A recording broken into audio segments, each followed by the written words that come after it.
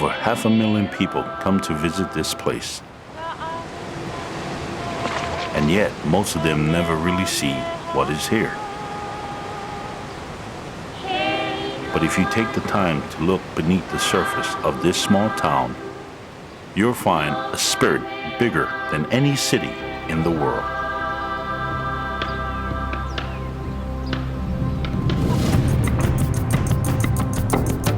Hawaii, a chain of volcanic islands over 2,000 miles from anywhere, right in the middle of the Pacific Ocean.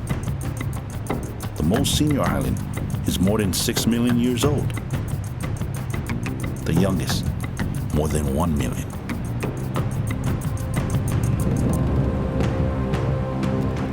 The island of Maui is the most popular with both tourists and locals. Over 2 million people visit here every year, and many of them brave the long and scenic drive to visit the small town of Hana. Here, visitors can get a taste of what old Hawaii was like if they take a moment to look. Isolated from the rest of the world by a long stretch of rugged terrain, Hana has retained a unique character that is all its own. Though threatened by change at times, it has remained a small town occupied by a strong community of people dedicated to keeping Hana as it is.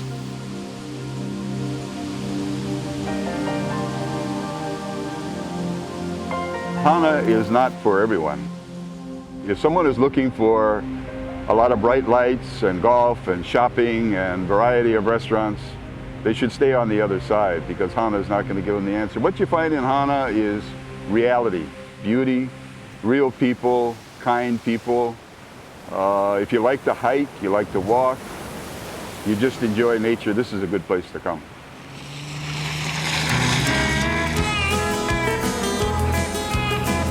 In Hana, the locals call the rest of Maui the other side. Make the drive to get here and you'll soon know why. Going to Hana, Maui. Drive's a thrill of beauty never ends. The road to Hana speaks for itself. You know, it's been around for a long, long time. Oh! I think it was opened in 1927, somewhere around that time. It was just a horse trail, or maybe even just a wagon trail. I remember as a youngster, there used to be a lot of dirt roads. And everybody would know if you came from Hana because your car would be covered with red dirt. Going to Hana, Maui. Maui's Hana Highway is famous around the world. It's just over 50 miles long, but winds through over 600 curves and across more than 50 one-lane bridges. For locals, the drive takes an hour and a half to 2 hours. For tourists stopping to enjoy the scenery, it's a full day trip.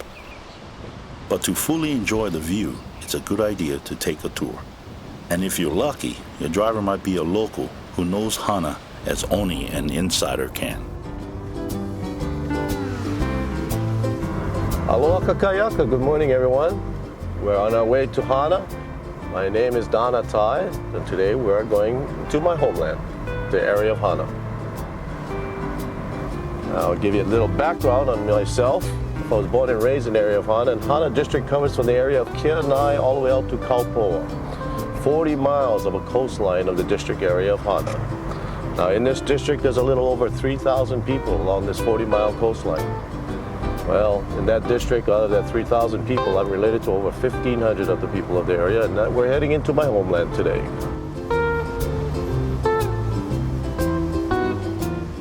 The thing about Hana is not the town. A lot of people think it's a big shopping malls or complex area, but it ain't. That's what makes Hana special. Hotel Hana Maui is coming up off to our left. This was built back in 1946. After sugar plantations died in this area in 1945. And up to our left here, we got the only gas station within 50 miles in either direction. Coming up is the only restaurant outside of the hotel complex. This is known as the Ranch Restaurant. And of course, we got our post office and bank. And you got a real estate office, and you got one store. This is a Hasegawa General Store. 3 generations of a Japanese family-owned store. Now, this store provides over 1 million articles, if you can find it.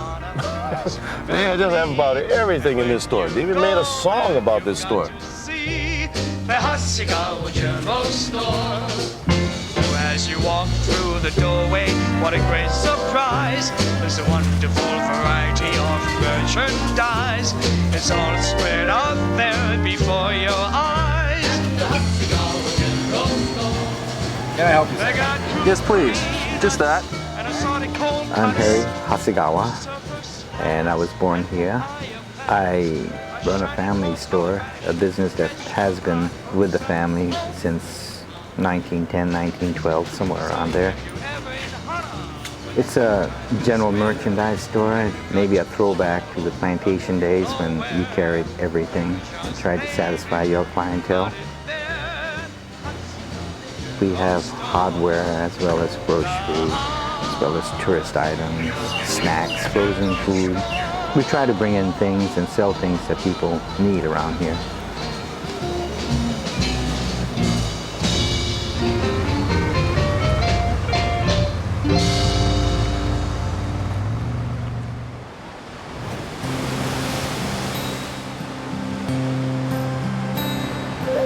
Hana is far more than a tourist destination. From the days of the first Hawaiians to today, Hana has always been a symbol to the rest of the islands. It's a place where the mana, or power, can be felt in the ground. A place where the fundamental elements of Hawaiian culture are alive and flourishing. If you choose, the Hana Highway can carry you beyond the tourist spots into the soul of Hawaii. Hana stands for what is being Hawaiian, to live Hawaiian and to think Hawaiian, because it is still living Hawaiian in many different ways. Back behind the old school, practice the hula, the ancient form of the Hawaiian dance.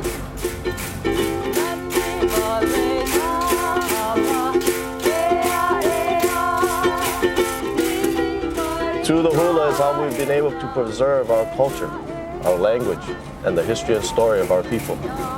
That's why it's a living legacy of our past.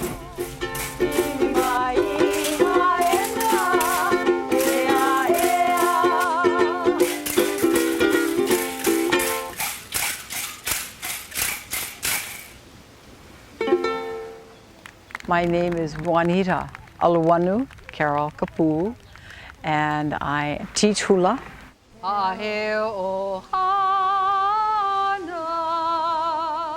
Hula is your touch, what you see, what you hear, what you smell, what you taste, what you feel. And it comes from in your na'au, as we say, from the deepest part of you. This is what I would like to teach all of my students. I would like the children to learn the culture, whether they be Hawaiian or otherwise. Anybody, who is interested enough to learn the dance, that they learn the Hawaiian culture and the music.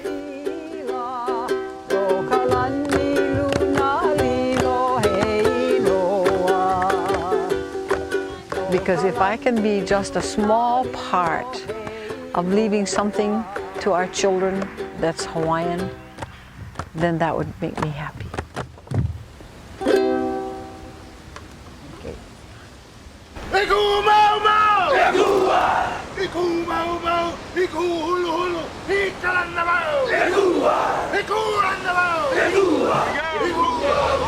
Hulu.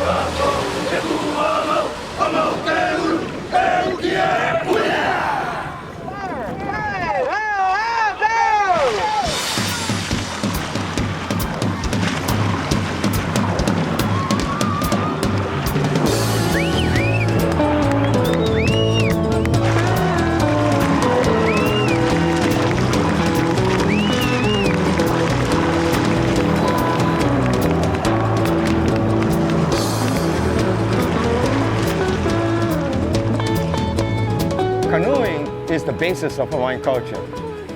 I was always taught that the canoe was a sacred thing. You treat it like a violin.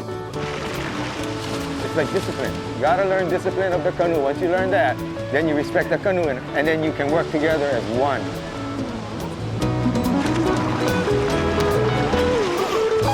Well, the Canoe Club has taught people respect for each other.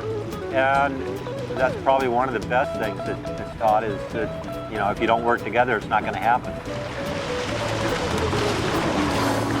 It's not just influencing the Hawaiian people, but the people living in the Hawaiian Islands as well. Every nationality and the Hawaiian culture of paddling is kind of wearing onto the other people. The Canoe Club is very good for the children in the community because you cannot paddle canoe and get into mischief because then you wouldn't be able to paddle, you'd be weak. It made the children stronger, it brought them more together and kept them as a family working as one.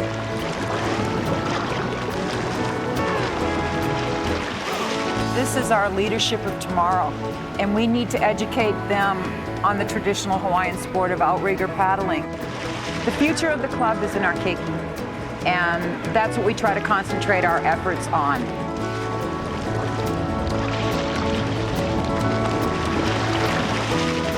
It's one of the passions, you know, Hawaiian style ali'i. Oh, oh, I'm paddling the way my ancestors did. Oh.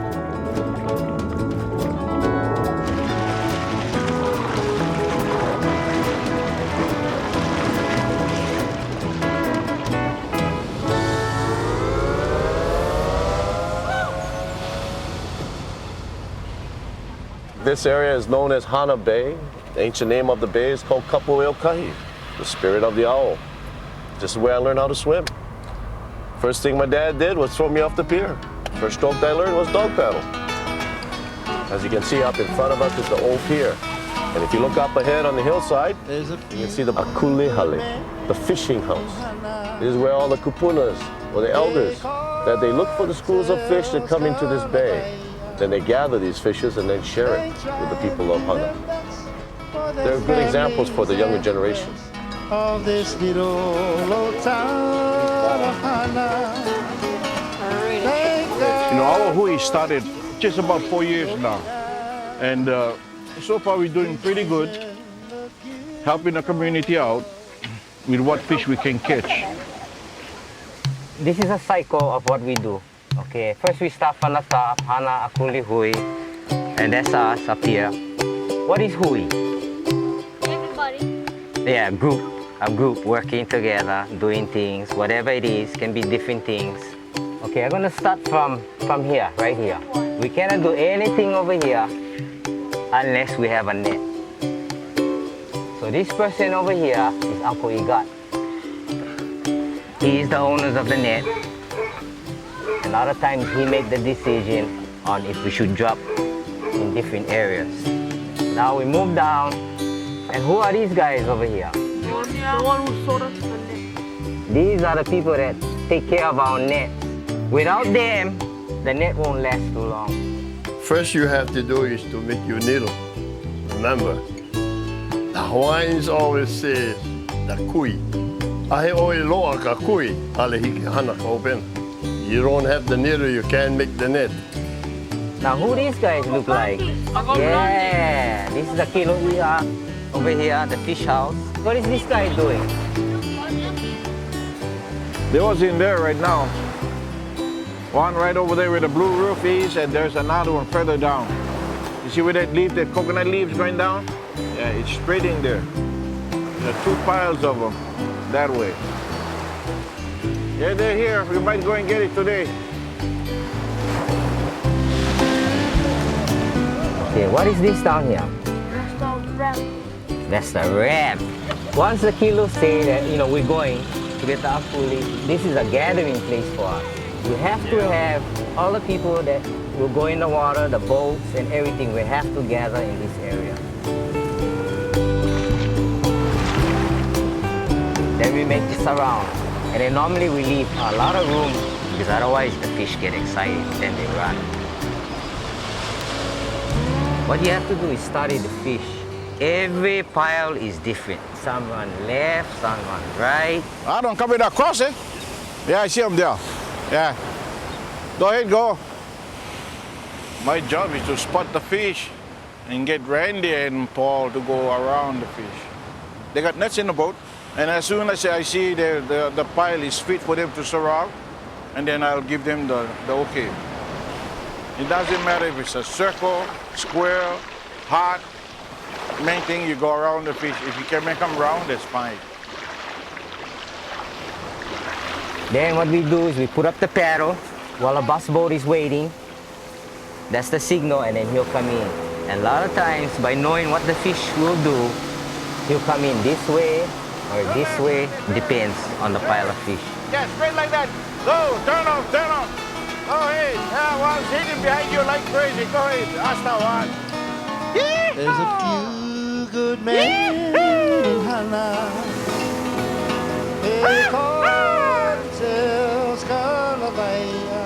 They're busting the pile. They're scaring the fish right now. The more you can spread the fish, the more fish you can get.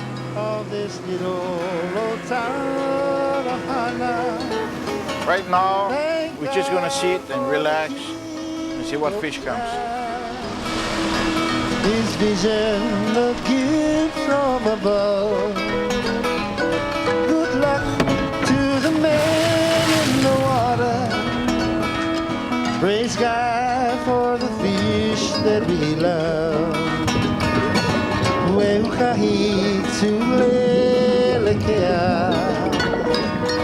We fish those waters below. We ask for Kua to bless us with a kule and a safe journey home. Thank God for the. They're gonna pick the net up. Then when they're done, we'll go up at Igat's house. A lot of people will go up there and open fish, and then we'll share the fish with the community. Good luck to the man in the water. Praise God for the fish that we love. Thank God for the kilo. His vision gift from above. Good luck to the man in the water. Praise God for the things that we love.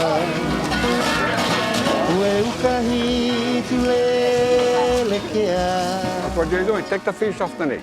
Everybody's got to share. Everybody goes home happy. When you can crawl, you touch the net, you've got your share. With a kule and a safe journey home. Thank God for the kilo. We never sell our fish, they give them away to the public. Makes us feel good. There's a lot of people who need the fish because they get children. They only make so much in a month, and we're very fortunate that we can help them out. We believe the more you give, the more you shall receive, and that's the way we operate. Journey home.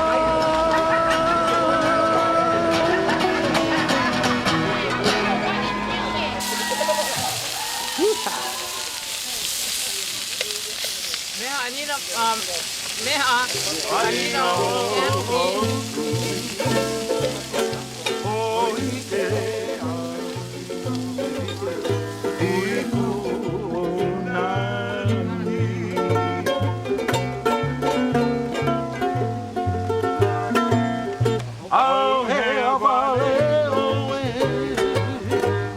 It's a time kind of to relax and reflect on how that event went. If we only caught half the school, then the guys would say, wow, I don't know what happened. And, like, you cut across too fast. You have the bragging rights. You can tell people how you spotted a fish, how you surrounded. So when we go up there, we just relax. We have a couple beers and break out the ukulele and just relax.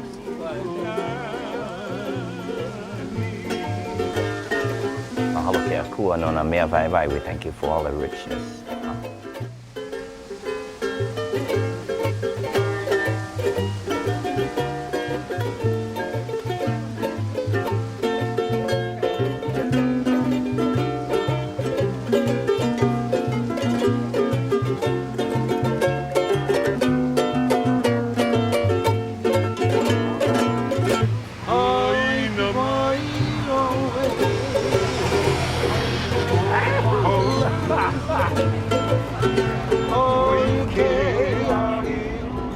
The Hana Highway follows a Hawaiian fishing tradition that has been practiced here for more than 1,000 years. Elsewhere in Hana, there are other Hawaiian traditions that go back just as far. There is even one that was created here.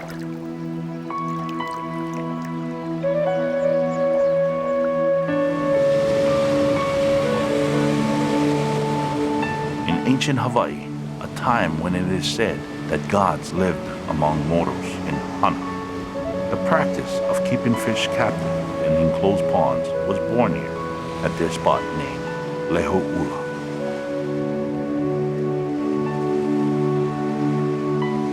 Built by a family of gods who lived here, the pond showed the people how to keep a supply of fresh fish by building stone walls to enclose a shore area and keep the larger fish that came in with the tide captive.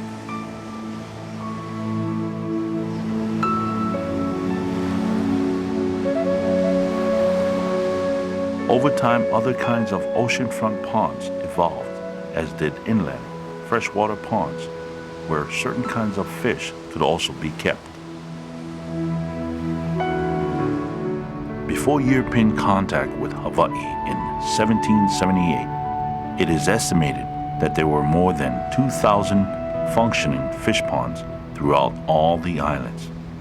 Most have been abandoned today, and the number of working ponds is thought to be under 50. One of them is still in Hana, just down the road from Leho'ula, where the tradition all started. Loko Vaihua is a productive pond today, but only after having been fully restored by the community. One of the people who headed the project owns a bed and breakfast that faces the pond, John Romaine. When I first moved here, you could walk across this pond. It was full of grass, it was full of mud, and we found out later it was actually a dump site. We pulled parts of refrigerators, car frames, tons of tires, you name it, it was there. It was a shame that a site that had so much relevance and importance would fall that way, but then fortunately we were able to bring it back to life. We started by pulling all the grass out with a boom crane, and the walls were rebuilt, and then we had to bring in a huge excavator and a couple of trucks to go in and start taking the material out from inside. So it was finished, I think, in August or September of '92, and we introduced the first fish in October, and then we did the first harvest about 1.5 years later for the Taro Festival. So, throw a little bit out there. It's always my favorite time of the day.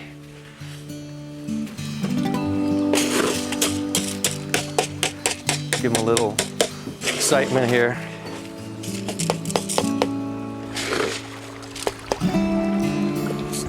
There we go.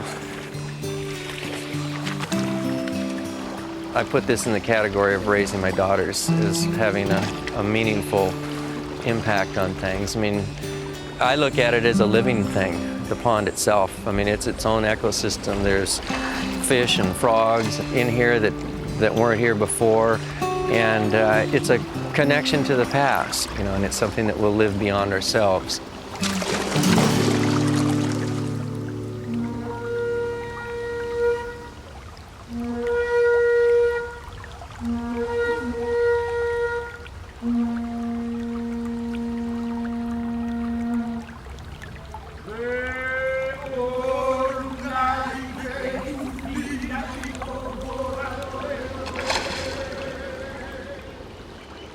Harvesting a fish pond is a tradition unto itself, a practice that is still followed here approximately every 3 years.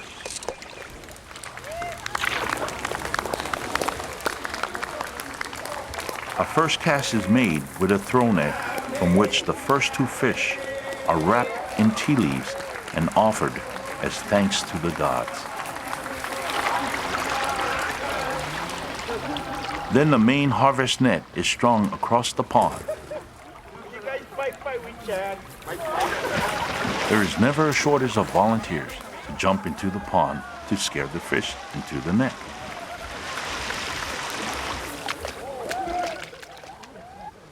The rest is easy, if not a little slippery.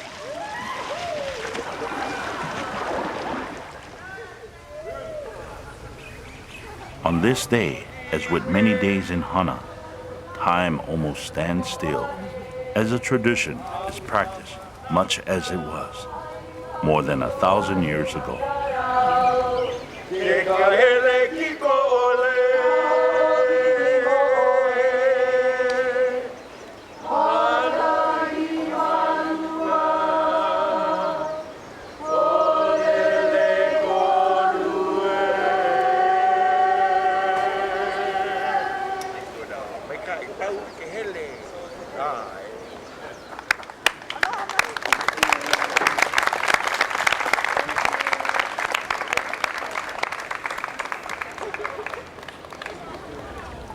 In the old days, there were many more fish ponds in the Hana area.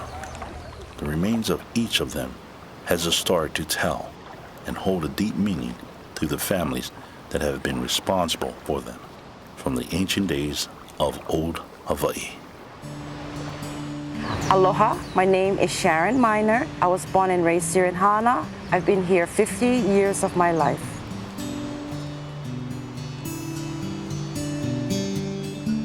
The area I'm walking on is a part of this land named Hoku'ula, meaning red star. It's been through our family for generations. Until 10 years ago, a sizable portion was sold to foreigners coming from the mainland. Part of this property is an ancient Hawaiian fish pond, and it's been in our family for generations also. To me, it's of cultural and historical importance for us to keep in our family. At one time, King Kamehameha the Great himself walked this land. This fish pond was built by the ancient Hawaiians from East Maui. There were some young chiefs that came and picked up all the heavy rocks to build this particular rock wall. A long time ago, it was like 300 yards, starting from that end, and then from where the rock wall was to the ocean side, it was 25 feet wide. So when the tide would come in, what happens was it covered all of this pond here, this whole section here, and it brought in all the fishes. So what happened was, when the tide went, it receded again, the big fishes would go out and the little ones would stay in the pond here. My great-great-grandfather took very good care of this fish pond, and even as we stand right here today, I can feel the mana. It's right here. I can feel power around me, and I can feel a presence. And I know my grandpa, Ben Dusin Pila, is very proud with me standing here today, because I think it will help the next generation to come, to give them an idea of the history of this fish pond. To me, it's a special place to come and rejuvenate, to come and recall the past, to just be close to your family that's been long gone. My family lived here generations through generations. They had a beautiful big house One was in this area here, and then we had another small one in the back area there. And then April 1st, 1946, there was a tsunami or tidal wave that came through this whole area, demolishing the property, taking away the 2 houses. That's when I lost 3 of my brothers, and then a cousin and my great-grandma. There's a Norfolk pine tree, and just seeing the way it grows, they have that little curve, and that's how we know how strong the waves were.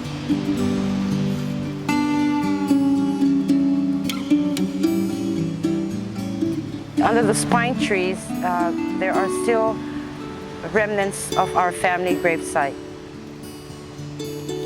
This is where our family is resting in peace. As long as this property is here and as long as we take care of it, I feel the mana will always remain on this property. It's here and it always remained here. My family that walked on this land, they left a tattoo and that's their footprints.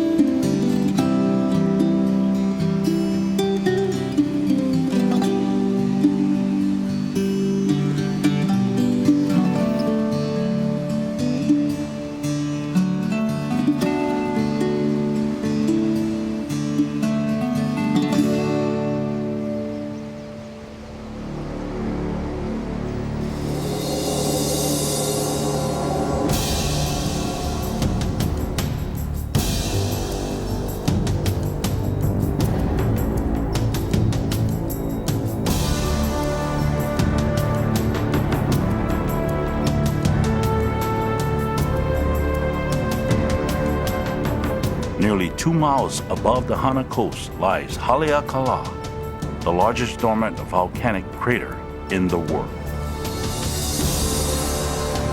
The Haleakala National Park stretches from the crater's rim all the way down to the coast.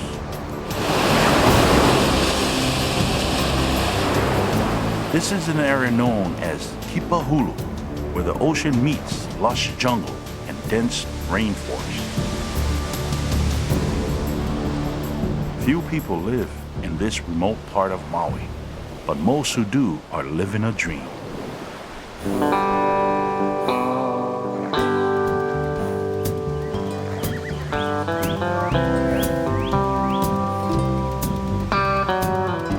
My name is Ray Fuquay. I am the owner of a little establishment called Ohio Stables, and my job is to take people up into the mountains on horseback and show them what it looks like up there.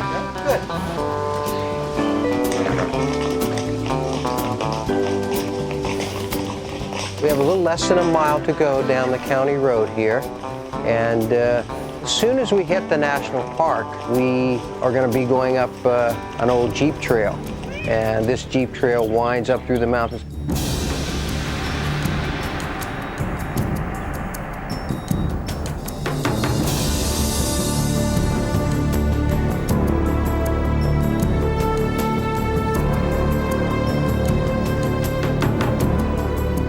Over 10,000 feet above sea level, 8 miles in circumference, over half a mile deep, the Haleakala crater was formed by millions of years of volcanic eruptions, some coming from small cinder cones within the crater.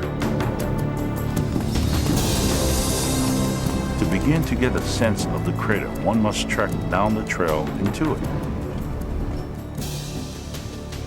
Here you can begin to get a sense of its size.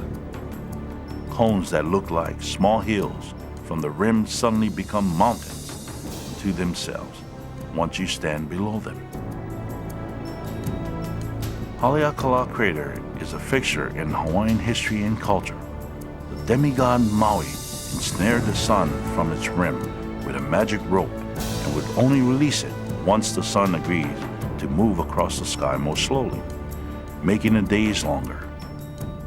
Giving the crater its name, Haleakala, the house of the sun.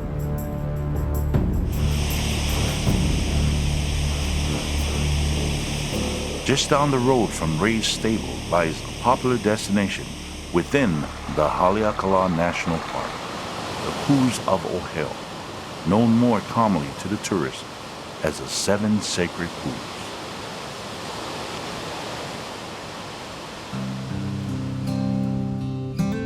For nearly 30 years, this man welcomed all who came to visit here. Mr. Eddie Pooh, park ranger and a highly respected Hawaiian elder. Eddie has become known as Mr. Aloha in this area. His smile is as refreshing as the Poohs themselves. Well, you're welcome. Aloha. For we being in Hana, we're just simple people. So we call ourselves the Ohana, means the families. Aloha. A stranger could come from New York and live in Hana for 6-7 months. They become the Ohana also because they're here, they're with us. And we help one another. In our language it says, Kukua no kikahi kikahi, meaning help one another. Aloha no kikahi kikahi, love one another. Malama no kikahi kikahi, take care of one another. And so with the aina, malama ka aina, means take care of the land. Aloha ka aina, love the land. Kukua ka aina, work with her.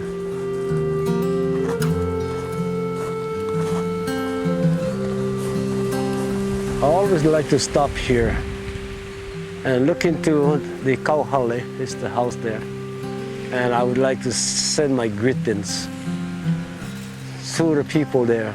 And like I say, aloha tutukane, aloha tutuwahene, ina ka poi o kipoholo, na poi o oheo, aloha, aloha aina, I love you, my land. As the kupunas we're trying to put it into our children. That if they can extend the love from their home out to the community, everybody will be happy.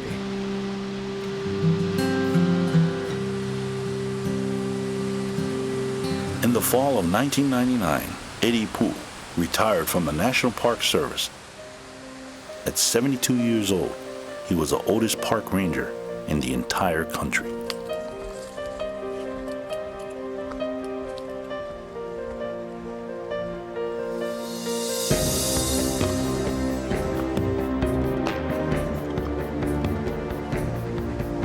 The ancient Hawaiians believed that all things were alive and possessed a soul, even a stone.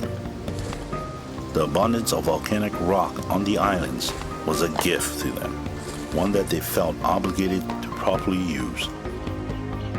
Working by hand with no mortar or cement, the practice of making walls and structures from uncut stone became a cultural tradition in Hawaii. The remains of many ancient Hawaiian structures can still be found in the islands today. There would be many more if the Hawaiian temple structures, known as heiaus, had not been largely abandoned and demolished when the missionaries brought the new religion to Hawaii in the 1800s.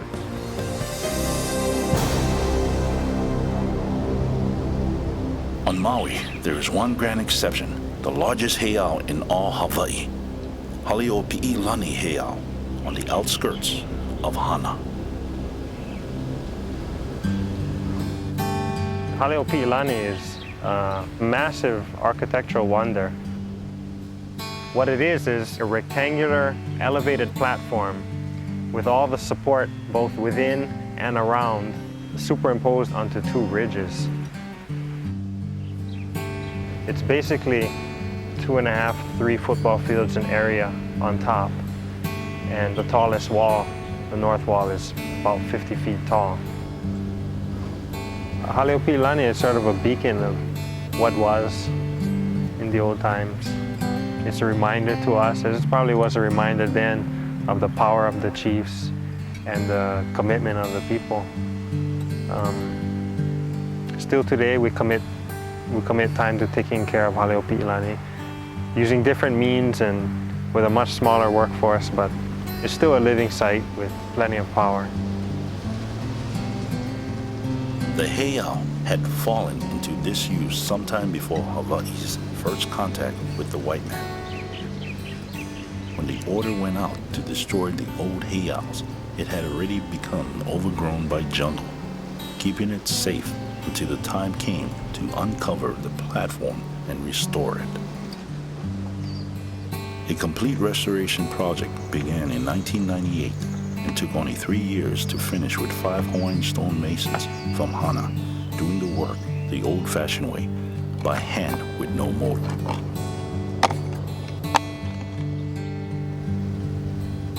The project was completed in the year 2000, and today the heiau and its surrounding grounds are part of Kahanu Gardens, a national botanical garden open to the public. Well, here's the north wall. Blue Lono has been the caretaker here for over 30 years. A lifetime Hana resident, he is a direct descendant of King Pi'ilani, the man this heiau was built to honor. Look at that restoration work. Beautiful work. It is amazing. So huge, so beautiful. They had good engineers that time.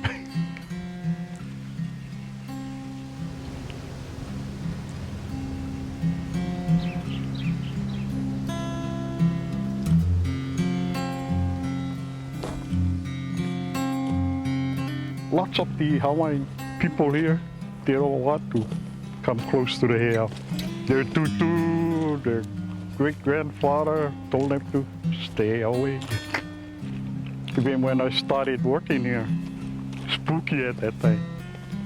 Because when you're working only by yourself, you hear the guava tree squeaking.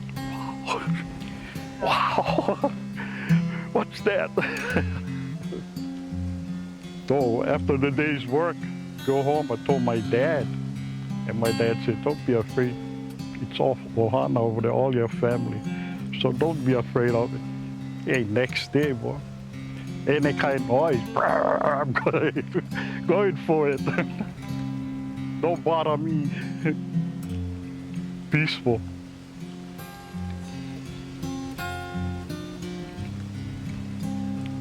What a sight. I love this place.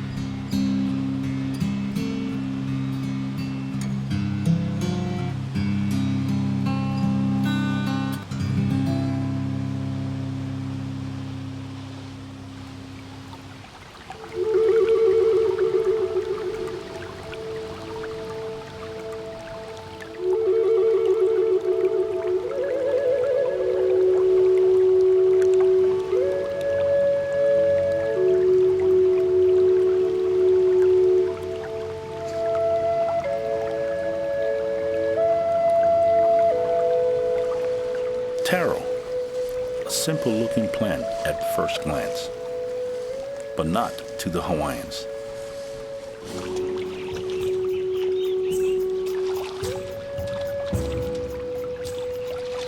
Cooking the bulb at the base of the plant and grinding it into a paste that is diluted with water creates poi, the staple food of the Hawaiian people. For Hawaiians, the taro is not just their staple. For them, the taro, or kalo, is vitally linked to the religious beliefs and stories of the creation of man. For us, the kalo is our staple, and it has been from the beginning. And we, as people, needed to cultivate it, and we need to malama, and we needed to feed it to our children and make sure that they understood that this is not just our food, but it is a part of who we are. It is our ohana. It is our older brother.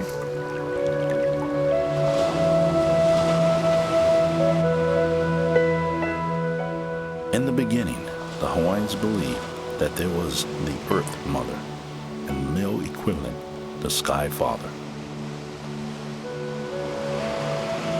They had a daughter named Ho'uhokukalani, and when her first pregnancy resulted in miscarriage, they buried the stillborn fetus.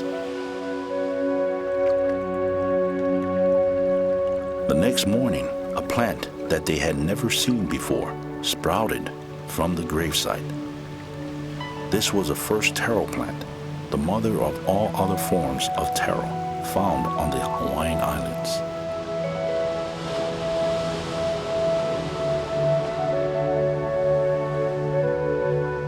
Ho'ohokukalani's next pregnancy was successful, and the first mortal man was born to begin the Hawaiian race.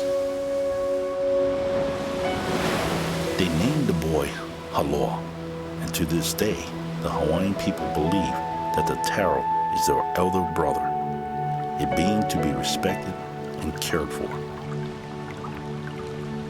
And that's just what it is. It's who I am. It's a part of my family. Your family is who you are. Where you come from is who you are. And so it's not just a plant that feeds me. It's who I am, and it's part of my lineage. Today, taro is only grown commercially in a few places on Maui. The largest is an area known as Ke'anai in Wailuanui, several miles north of Hana. There are a handful of taro farmers working the land here. They could be making more money living in another part of the island, doing another job. But they hold their ground here. For these people, farming the taro is about maintaining a way of life. Taro farmers are a faction of the caretakers of our culture. And the cultivating of kalo means taking care of your family. And they're ensuring that that will happen for their next generation and the next generation.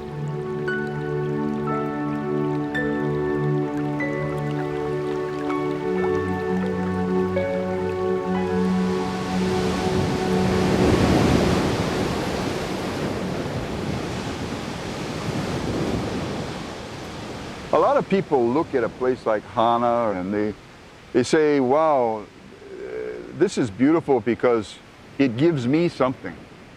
I see things here that I don't see anywhere else. I feel things here, so it gives me something. The thing about Hana that I think is more inspirational than that is it makes you want to give back. When you live in a place like this, it's just the feeling of stewardship, of taking care of the place, of taking care of one another.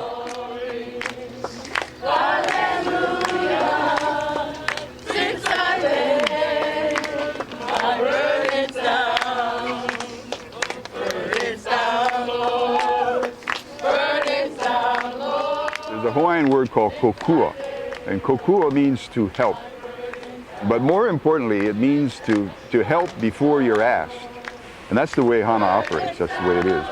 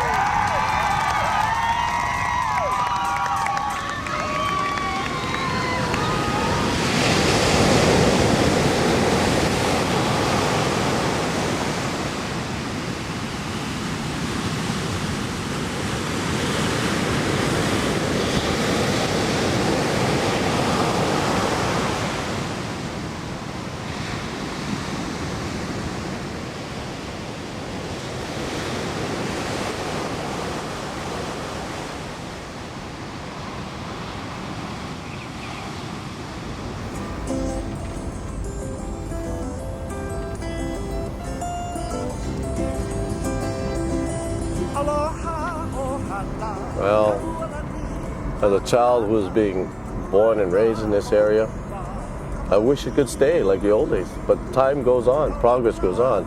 But also we can try to control progress to keep it as Hawaiian as possible. I mean, progress has to continue, but at the same time, you still continue on with the traditional ways of living in a Hawaiian community. From my childhood to now, Hana put in perspective after all these years, it hasn't changed very much. But more importantly, the people haven't changed very much. No matter how much changes you make, as long as the people still think, feel, and live Hawaiian, it'll always be a Hawaiian community.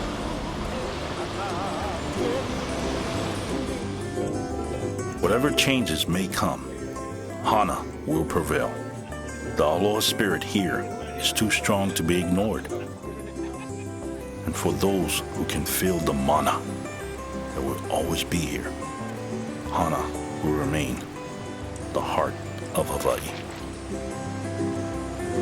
Aloha ohana kaualani ha'a ku'aina ho'ipa kamalihini kalana ka wiki kila kila kalihikai mehe manu alohi ana ikahikina mehe manu alohi ana ikahikina e alava ai ko maka I kanani o ki kua hili Ohu ohu I ka wapuhi me ka lau o ka amaru Ki lohi a si oe I kanani o ki ka hakai Me ka nalu he e ana ke nini Me ka nalu he e ana o ke nini